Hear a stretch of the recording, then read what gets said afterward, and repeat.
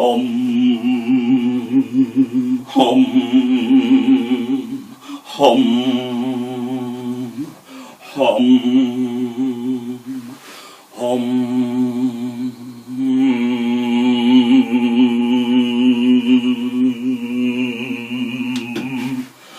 hum.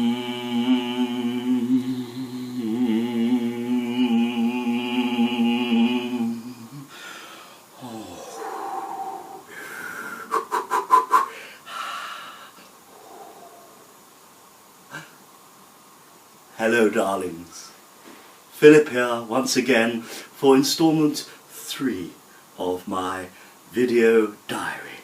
You've caught me just doing a spot of yoga. It is obviously opening night tonight. The curtain goes up on the Hats production of Ali Baba. First night, Ali Baba, in which I play the title role.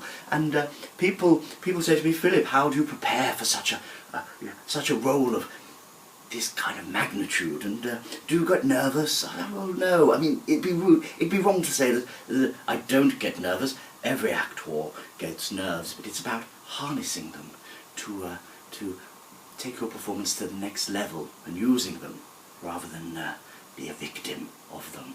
And I find yoga helps me keep mind and spirit well balanced to do that.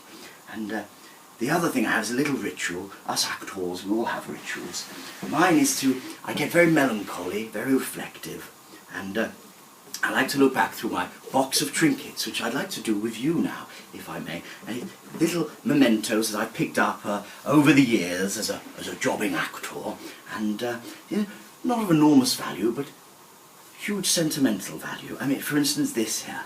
This is a handkerchief used by Peter O'Toole in Lawrence of Arabia to mop his brow. He's terribly sweaty, he'd got in the deserts, and he gave this to me as a thank you.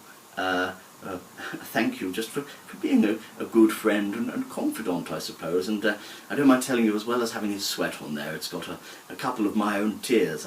I shed a few when he gave it to me. What a wonderful, wonderful gift from a wonderful, wonderful man. This here, oh yes, this is a small little mosaic tile from the set of I, Claudius, which I appeared in with Derek Jacobi.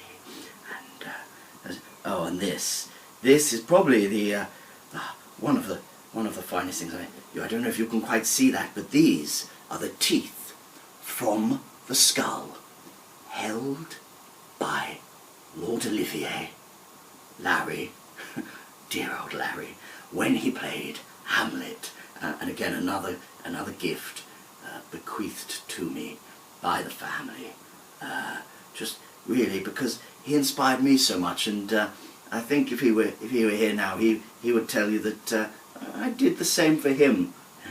They work both ways. And I don't know what they're doing there. There's some ghastly child, Daniel something. He gave me those. One of the nightmares of my career, really, a real low point of some fantasy film, straight to DVD, I suspect. Yeah. And this, this is probably one of this is very unique. I don't know if you can quite see it for the camera there, but this is a hair from the head of Philip Schofield himself. Quite unique, quite rare, because this was in his broom cupboard days, before he had the silver highlights put in.